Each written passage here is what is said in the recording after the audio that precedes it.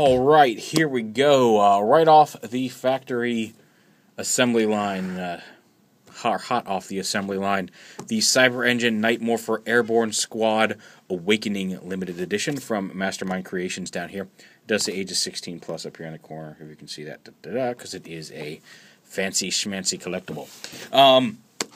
Now, for those of you who don't, you might remember I did the Night Morpher Cyclops, which was the Shockwave as old Ironside steamboat, and this whole series, Awakening, is the Seekers.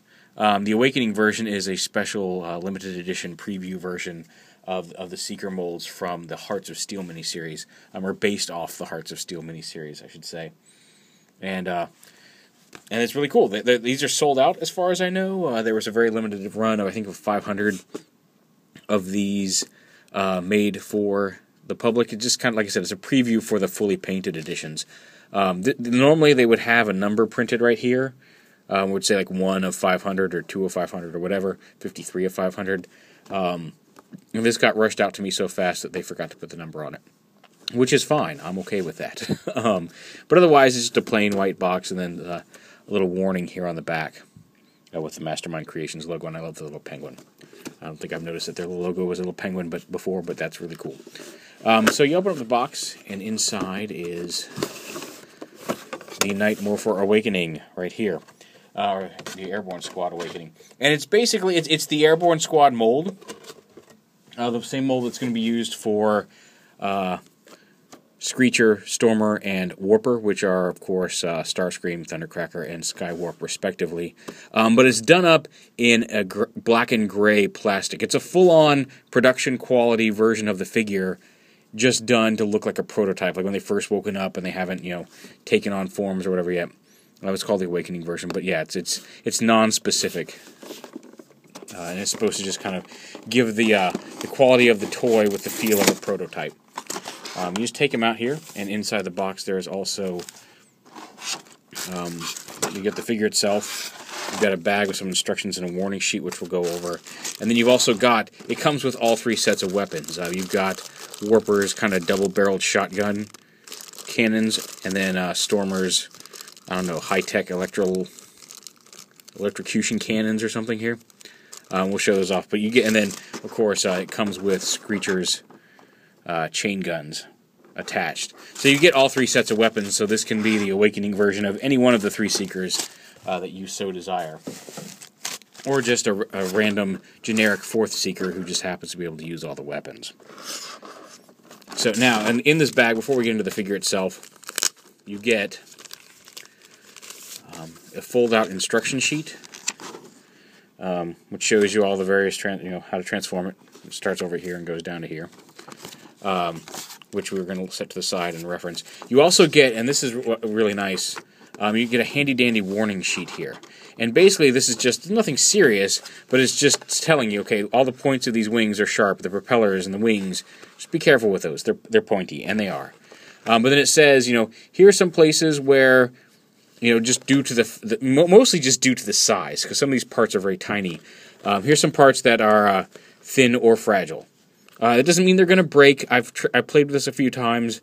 I've transformed it back and forth. It's not something it's not tissue paper. It's not eggshells. It's not going to rip or tear. Just these are some places that where you might want to just be careful and not use excessive force, because it is something that could conceivably pop apart. Like the connectors here on the swords. Like here's the hip blades that are attached to the hip. Just know that these connectors here are very small. We'll go over all this stuff in the video. Also, just when you're automorphing the top part, make sure that you move the wings together and that you're not obstructing the bits in the middle that need to fold down. As well as there's some Mecha Live stuff in the gears that are linked, and it's just saying when you need to bend these for transformation, just make sure you're not holding these in place while you're trying to bend it around the gear, or you're going to end up breaking the gear. It's just a nice little, like I said, none of this is super serious. You're not going to snap the toy in half just by looking at it funny. But it's just a nice update of, hey, be careful. These are some parts where you might want to use a little extra care while you're transforming him. And it's appreciated that most of them are obvious when you're playing with it, but it's nice that they include that just as an extra heads up. Now, on to the figure itself. You want to pop him open here. Take off the cover and pop him out. And there is the base body right there. The wings are separate pieces here.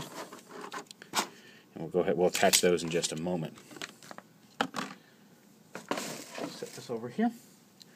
And there's the basic body, and here you can see there's a little place to peg something in right up there, as well as this little gear spins, and you want to have it so it's perpendicular to the two sides of this, because that's how it's going to attach back here.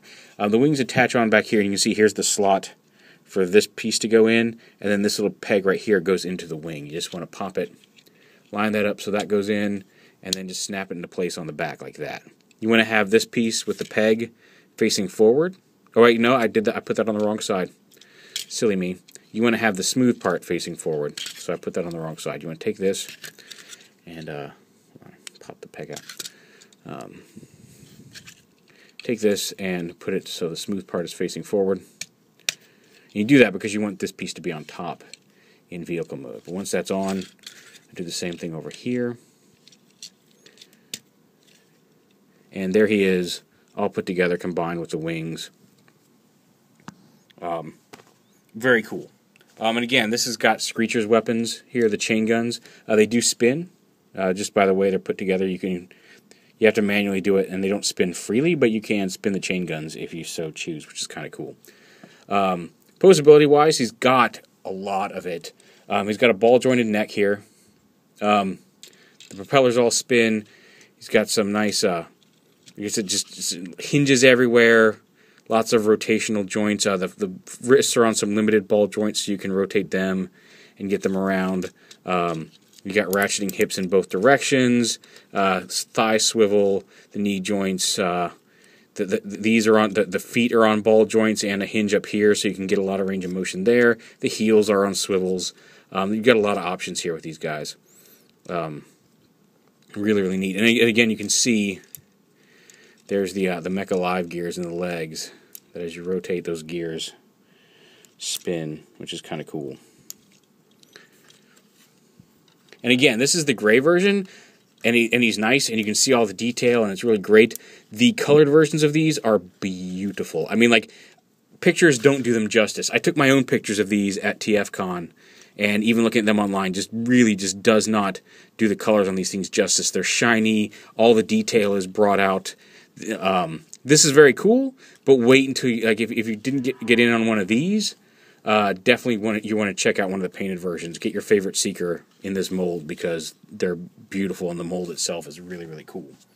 We'll do a couple quick size comparisons real quick, just since he is the only other current Knight Morpher creation I have. I'm going to get the Optimus soon at some point, the Commander. But here he is with the Cyclops. And here he is with, go ahead and get him out of the way. Here he is with the smaller version of Cyclops. Right there. And here he is for a more common comparison. Here he is with the United/Generations Jazz mold. And you can see he's not much taller than a Deluxe. He's certainly taller than most standard Deluxes now. Jazz is bigger than most of them. But you can see with just the wings and everything else, the mass is there. He's got the mass of a Voyager. It's just a lot of it is in the wings on the backpack. But a really, really nice figure, and just really amazing. I think I've said that several times. But we'll go ahead and we're going to pop these off. They just pop right off. There's a couple little pegs. You can see that peg into the arm. I'm going to go ahead just to show you how to do it, because the Screecher's weapons don't need to be modified or transformed during the transformation process. Thundercracker, Stormer, and Warpers do. And basically what you want to do is, like, when they're attached to the arm, when you transform them, you want to rotate them so they're flat like that during the transformation process. We'll show it off with Stormer's weapons here. Those are the ones I want to attach. So we'll go ahead and attach Stormer's weapons to the arms. Just like this. And we'll go ahead and start the transformation. Also, real quick, before we do that real quick, let me get you a look at this head sculpt here. It's kind of hard to see just because of the paint, but one, the red eyes are light piped. They're glowing very faintly right now. As you can see, if I cover the light, they go dark. And it's actually much cooler in person. They do have kind of a faint embery glow to them with the light pipe. The light piping is on the back of the head, which is currently being blocked by the cowl here. But if you don't like the finned head look, these head fins, they do fold back. It's for transformation, but they do fold back along the side of the head, and you can fold them back and get more of a standard Seeker head look, if that's more of what you prefer. So just something neat there. So, to transform him, before we do that, again, something else. These blades, again, they said these tabs are fragile, and you do want to be careful with them. But these blades on the hips, you just want to lift up, pop right off. And again, you can see these pieces are very, very tiny. That's not bent, that's how it looks, but it's very, very tiny and fragile. So you want to be, they're tough. They haven't snapped yet. I don't even see any stress marks, but you don't just want to rip these off the waist. You do want to slide them up. Now on this one, I found it's easier to slide it down than up off of this thing. I don't know if that's going to be true for everything, but you can slide them off and then reverse them, and then these tabs that I was showing you, like this, slide together, and you can give him like a scimitar. Oh, there we go.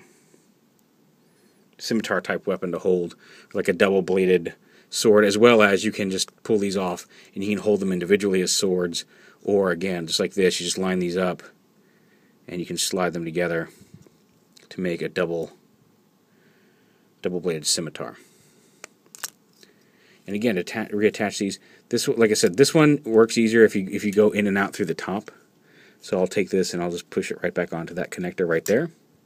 Over here, like I said, this one seems to work better for me if I slide it out of the bottom. I don't know if that's a quality control thing, just a little piece of flash that's keeping it from coming straight up. But either way, if you're having trouble getting one off, try pushing it the other direction. They're made to slide through either way. There may just be a tiny, tiny microscopic piece of plastic that's blocking mine from coming up. Either way, but they slide off easily, and there you go. So to transform the arms, you want to rotate them back. You kind of got to lift the wings up a little bit here at the to get these to do this. But you bring them up. You want to open up this panel right here and flip the hand in.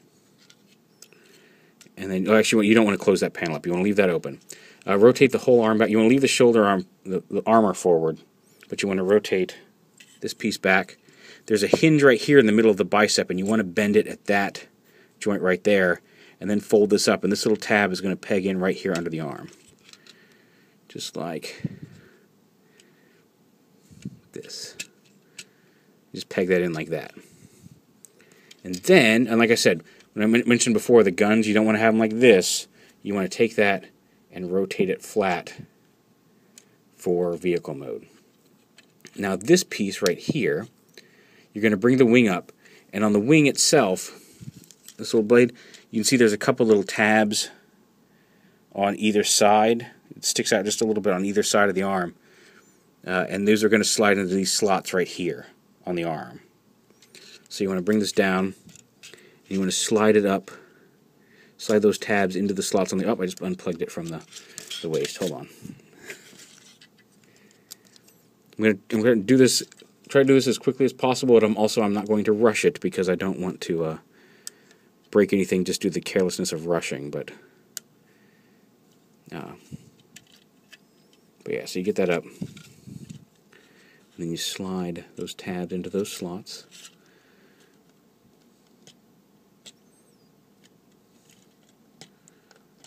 Come on. You can do it.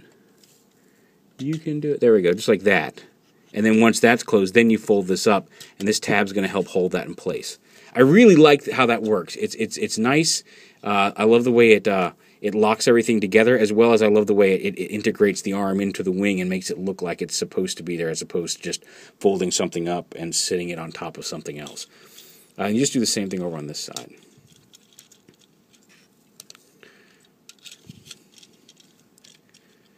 You can, if you choose, you can pop the wings off to make this section a little easier. Up to you. I did it earlier when I was first getting the hang of the mold. I'm trying to do it as per the instructions this time around, but you can, if need be, lift the wings up a little bit or pop the wings off just to get the freedom of movement you need to get everything where it should go.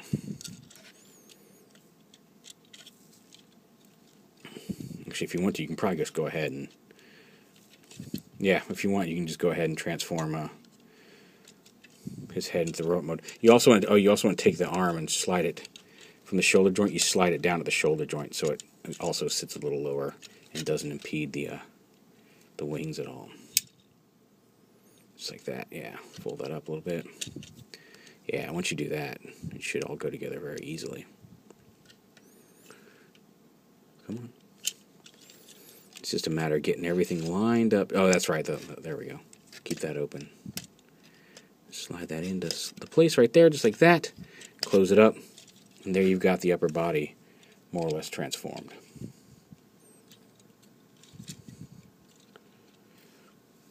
So we'll leave those up there for right now.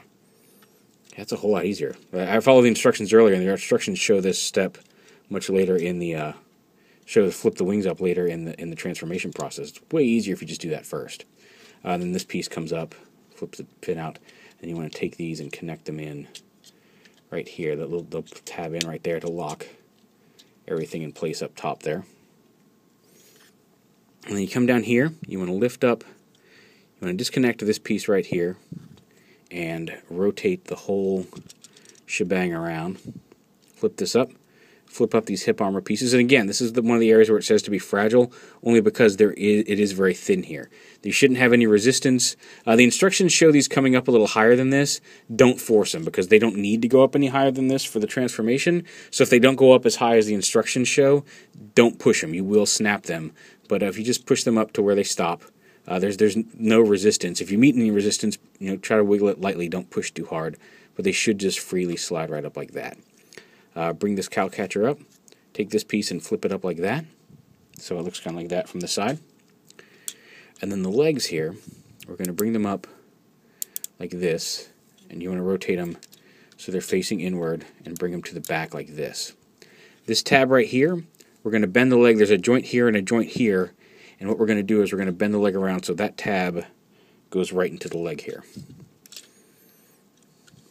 And this is the tricky part. Part of the tricky part of this is, like, you kind of have to use a little bit of force to snap them together, but you also got to find a way to do that without holding it in a way where you're grabbing onto like a propeller or something. But yeah, just bring these around and snap them together like that. Rotate them like this. Now, come on, go back together. Go back together. Come on. There we go. Now back here, there's a little tab on the legs right here. This little dark tab right here. You're going to peg that up. There's a slot in the arm. And you want to line that up and snap those together. And do the same on this side. Line that up and snap it up into the arm there. Now we popped off a weapon, but again, that's easy enough to just tab right back into place on the arm right here. And you see we're getting there. We're almost done.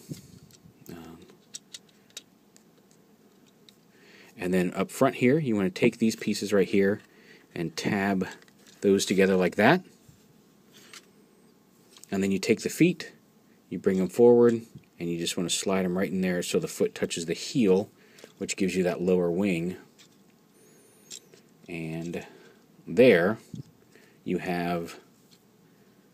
you want to take the airplane fins and fold them all the way out. Unpegged it from the waist here. Fold those all the way straight out. There you go. And there you have Airborne Squad in vehicle mode. And it's a really cool, like I said, pretty sure it's based off of some of Da Vinci's flying contraption designs. But you got a nice tri-level winged plane. The propellers spin freely. Very, very cool. And like I said, you really have to see the... I want to make sure that tabs in. You're seeing a lot of nice detail here. You should really see these painted up in person because they just look outstanding. And as it is, it's a really, really neat looking jet mode. Very wide. See if I can get the whole thing in there. Yeah, look at that. That's just awesome that they took that weird-ass design from the comics and made it into a 3D toy that you can transform. I know normally I usually end with robot mode, but honestly, getting back to robot mode, way easier than getting everything folded up properly for vehicle mode. Going back to robot mode is pretty much just unpegging everything you pegged together and straightening them back into a robot. it's not nearly as difficult going back the other way. So that's why I focused on going from robot to vehicle mode this time, because that's really where you need to be careful and watch what you're pegging to other things. You still want to be careful turning him back into robot mode, but like I said, you're really just taking it all back. And it's a whole lot easier to go the other way than this way. So I wanted to make sure I focused on how to be careful on that. So yeah, there's some, like I said, there's neat detailing all around the whole thing. This is just a great looking plane. And like I said, I can't wait for the painted versions of these because I can see all the little details on here. And I can't remember what colors they all are, but I mean, I know Starstream's got some red here on the chest with some gold trim and just little gold rivets and all kinds of neat stuff. These guys are really just, I cannot speak highly enough about this mold. It's a really neat vehicle. It's a really fun transformation, and the colors on these guys just look gorgeous. So there it is, the limited edition Mastermind Creations Night Morpher Airborne Squad. This is the special limited edition Awakening version. And like I said, they're available for pre-order at TF Source. Wherever you get them, I highly recommend getting at least one of these guys because they're so freaking cool. But yeah, there you go, Airborne Squad Awakening.